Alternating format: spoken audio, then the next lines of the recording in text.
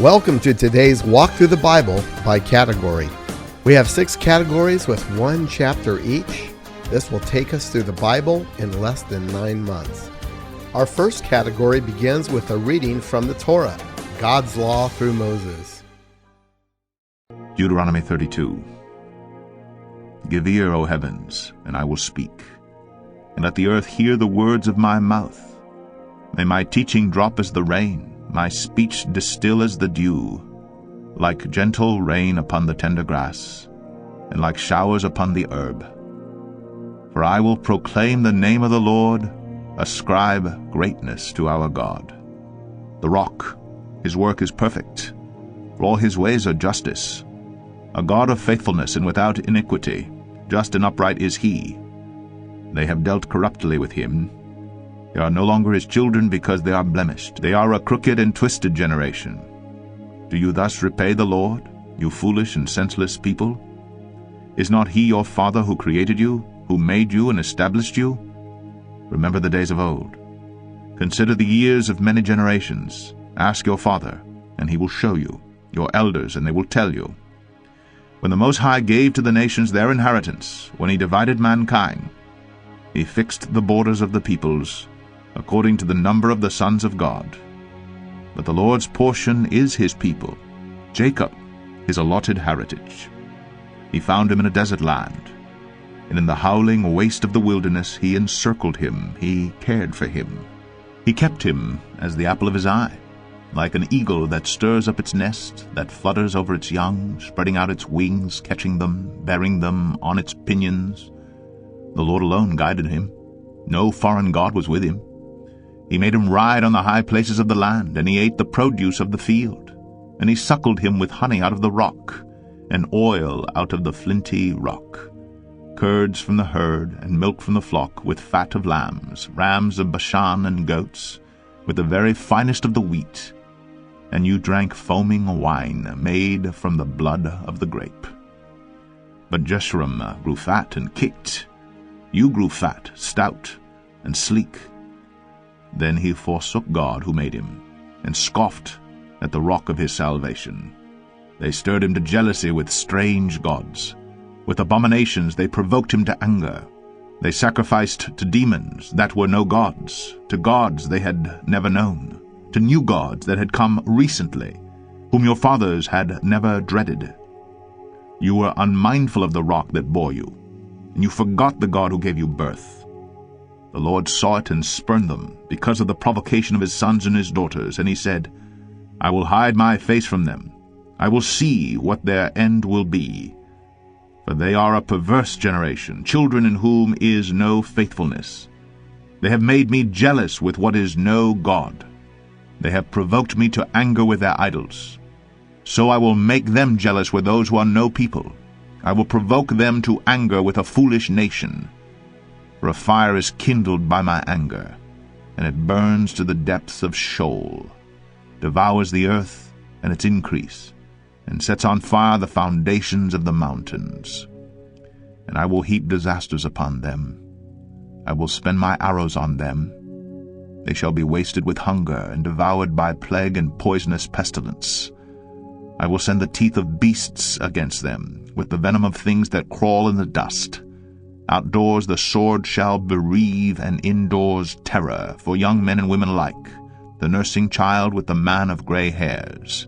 I would have said, I will cut them to pieces, I will wipe them from human memory, had I not feared provocation by the enemy, lest their adversaries should misunderstand, lest they should say, Our hand is triumphant.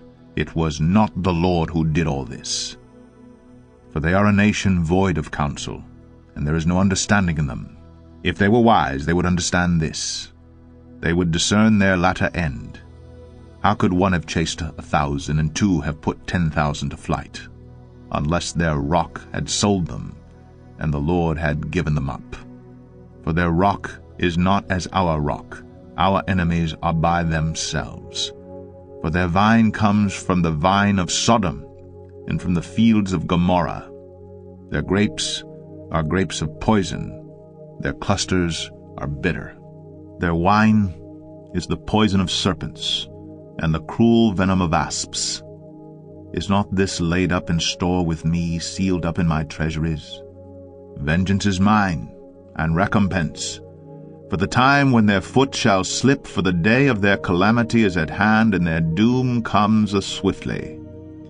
For the Lord will vindicate his people, and have compassion on his servants, when he sees that their power is gone, and there is none remaining, bond or free. Then he will say, Where are their gods, the rock in which they took refuge, who ate the fat of their sacrifices, and drank the wine of their drink offering? Let them rise up and help you. Let them be your protection. See now that I, even I, am he, and there is no God beside me. I kill, and I make alive. I wound, and I heal. And there is none that can deliver out of my hand. For I lift up my hand to heaven and swear, as I live forever, if I sharpen my flashing sword and my hand takes hold on judgment, I will take vengeance on my adversaries, and will repay those who hate me. I will make my arrows drunk with blood, and my sword shall devour flesh, with the blood of the slain and the captives from the long-haired heads of the enemy. Rejoice with him, O heavens! Bow down to him, all gods! For he avenges the blood of his children, and takes vengeance on his adversaries. He repays those who hate him, and cleanses his people's land. Moses came, and recited all the words of the song in the hearing of the people, he and Joshua the son of Nun. And when Moses had finished speaking all these words to all Israel, he said to them, Take to heart all the words by which I am warning you today, that you may command them to your children, that they may be careful to do all the words of this law. For it is no empty word for you, but your very life. And by this word you shall live long in the land that you are going over the Jordan to possess. That very day the Lord spoke to Moses, Go up this mountain of the Abarim, Mount Nebo, which is in the land of Moab opposite Jericho, and view the land of Canaan, which I am giving to the people of Israel for a possession. And die on the mountain which you go up, and be gathered to your people, as Aaron your brother died in Mount Or, and was gathered to his people, because you broke faith with me in the midst of the people of Israel, at the waters of Meribah, Kadesh, in the wilderness of Zin, and because you did not treat me as holy in the midst of the people of Israel. For you shall see the land before you, but you shall not go there, into the land that I am giving to the people of Israel. Our second chapter is from Israel's history. 2 Chronicles 5. Thus all the work that Solomon did for the house of the Lord was finished. And Solomon brought in the things that David his father had dedicated, and stored the silver, the gold, and all the vessels in the treasuries of the house of God. Then Solomon assembled the elders of Israel, and all the heads of the tribes, the leaders of the fathers' houses of the people of Israel, in Jerusalem, to bring up the ark of the covenant of the Lord out of the city of David, which is Zion. And all the men of Israel assembled before the king at the feast that is in the 7th month. And all the elders of Israel came, and the Levites took up the ark, and they brought up the ark, the tent of meeting, and all the holy vessels that were in the tent. The Levitical priests brought them up. And King Solomon and all the congregation of Israel who had assembled before him were before the ark, sacrificing so many sheep and oxen that they could not be counted or numbered. Then the priests brought the ark of the covenant of the Lord to its place in the inner sanctuary of the house, in the most holy place, underneath the wings of the cherubim. The cherubim spread out their wings over the place of the ark, so that the cherubim made a covering above the ark and its poles. And the poles were so long that the ends of the poles were seen from the holy place before the inner sanctuary, but they could not be seen from outside. And they are there to this day. There was nothing in the ark except the 2 tablets that Moses put there at Horeb, where the Lord made a covenant with the people of Israel when they came out of Egypt. And when the priests came out of the holy place, for all the priests who were present had consecrated themselves without regard to their divisions, and all the Levitical singers, Asaph, Heman, and Jeduthun, their sons and kinsmen, arrayed in fine linen with cymbals, harps, and lyres, stood east of the altar with 120 priests, who were trumpeters. And it was the duty of the trumpeters and singers to make themselves heard in unison in praise and thanksgiving to the Lord. And when the song was raised, with trumpets and cymbals and other musical instruments, in praise to the Lord, for he is good, for his steadfast love endures forever. The house of the Lord, was filled with a cloud, so that the priests could not stand to minister because of the cloud, for the glory of the Lord filled the house of God. Our third chapter is from Israel's prophets. Hosea 2. Say to your brothers, you are my people, and to your sisters, you have received mercy. Plead with your mother, plead, for she is not my wife, and I am not her husband, that she put away her whoring from her face, and her adultery from between her breasts, lest I strip her naked, and make her as in the day she was born, and make her like a wilderness, and make her like a parched land, and kill her with thirst. Upon her children also I will have no mercy, because they are children of whoredom, for their mother has played the whore. She who conceived them has acted shamefully. For she said, I will go after my lovers, who give me my bread and my water, my wool and my flax, my oil and my drink. Therefore I will hedge up her way with thorns, and I will build a wall against her, so that she cannot find her paths. She shall pursue her lovers, but not overtake them, and she shall seek them, but shall not find them. Then she shall say, I will go, and return to my first husband, for it was better for me then than now. And she did not know that it was I who gave her the grain, the wine, and the oil, and who lavished on her silver and gold, which they use for Baal. Therefore I will take back my grain in its time, and my wine in its season, and I will take away my wool and my flax, which were to cover her nakedness. Now I will uncover her lewdness in the sight of her lovers, and no one shall rescue her out of my hand. And I will put an end to all her mirth, her feasts, her new moons, her Sabbaths, and all her appointed feasts. And I will lay waste her vines and her fig trees, of which she said, These are my wages, which my lovers have given me. I will make them a forest, and the beasts of the field shall devour them. And I will punish her for the feast days of the Baals, which she burned offerings to them, and adorned herself with her ring and jewelry, and went after her lovers, and forgot me, declares the Lord. Therefore, behold, I will allure her, and bring her into the wilderness, and speak tenderly to her. And there I will give her her vineyards, and make the valley of Achor a door of hope. And there she shall answer as in the days of her youth, as at the time when she came out of the land of Egypt. And in that day, declares the Lord, you will call me my husband, and no longer will you call me my Baal. For I will remove the names of the Baals from her mouth, and they shall be remembered by name no more. And I will make for them a covenant on that day with the beast of the field, the birds of the heavens, and the creeping things of the ground. And I will abolish the bow, the sword, and war from the land, and I will make you lie down in safety. And I will betroth you to me forever. I will betroth you to me in righteousness and in justice, in steadfast love and in mercy. I will betroth you to me in faithfulness, and you shall know the Lord. And in that day I will answer, declares the Lord. I will answer the heavens, and they shall answer the earth, and the earth shall answer the grain, the wine, and the oil, and they shall answer Jezreel.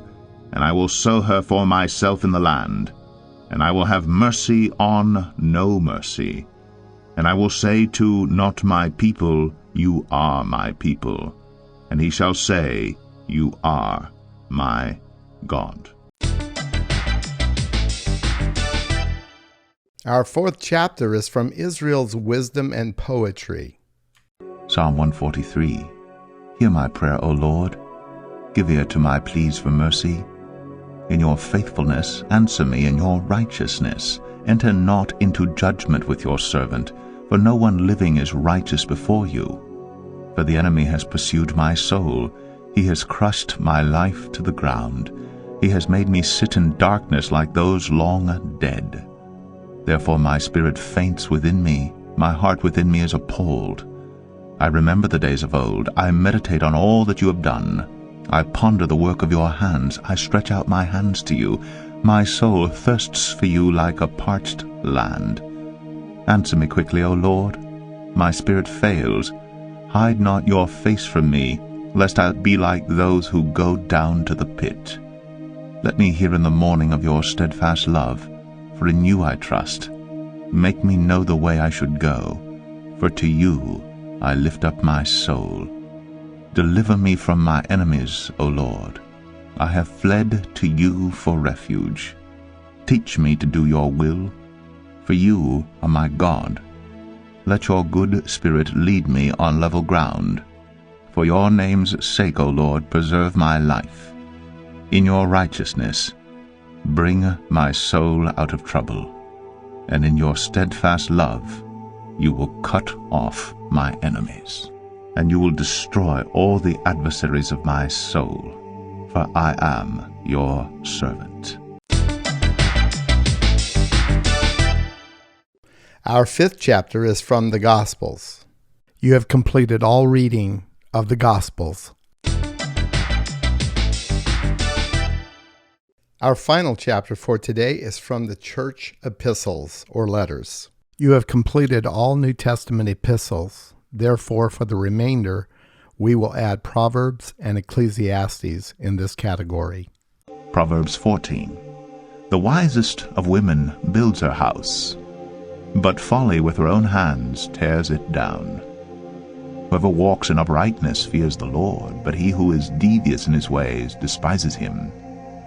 By the mouth of a fool comes a rod for his back, but the lips of the wise will preserve them. Where there are no oxen, the manger is clean, but abundant crops come by the strength of the ox. A faithful witness does not lie, but a false witness breathes out lies. A scoffer seeks wisdom in vain, but knowledge is easy for a man of understanding. Leave the presence of a fool, for there you do not meet words of knowledge. The wisdom of the prudent is to discern his way, but the folly of fools is deceiving. Fools mock at the guilt offering, but the upright enjoy acceptance. The heart knows its own bitterness, and no stranger shares its joy. The house of the wicked will be destroyed, but the tent of the upright will flourish. There is a way that seems right to a man, but its end is the way to death. Even in laughter the heart may ache, and the end of joy may be grief. The backslider in heart will be filled with the fruit of his ways, and a good man will be filled with the fruit of his ways. The simple believes everything, but the prudent gives thought to his steps. One who is wise is cautious and turns away from evil, but a fool is reckless and careless. A man of quick temper acts foolishly, and a man of evil devices is hated. The simple inherit folly, but the prudent are crowned with knowledge. The evil bow down before the good, the wicked at the gates of the righteous. The poor is disliked even by his neighbor, but the rich has many friends. Whoever despises his neighbor is a sinner, but blessed is he who is generous to the poor. Do they not go astray who devise evil? Those who devise good meet steadfast love and faithfulness. In all toil there is profit, but mere talk tends only to poverty. The crown of the wise is their wealth, but the folly of fools brings folly. A truthful witness saves lives, but one who breathes out lies is deceitful. In the fear of the Lord one has strong confidence, and his children will have a refuge. The fear of the Lord is a fountain of life, that one may turn away from the snares of death. In a multitude of people is the glory of a king, but without people a prince is ruined. Whoever is slow to anger has great understanding, but he who has a hasty temper exalts folly. A tranquil heart gives life to the flesh, but envy makes the bones rot. Whoever oppresses a poor man insults his Maker, but he who is generous to the needy honors him. The wicked is overthrown through his evil doing, but the righteous finds refuge in his death. Wisdom rests in the heart of a man of understanding, but it makes itself known even in the midst of fools. Righteousness exalts a nation, but sin is a reproach to any people. A servant who deals wisely has the king's favor, but his wrath falls on one who acts shamefully.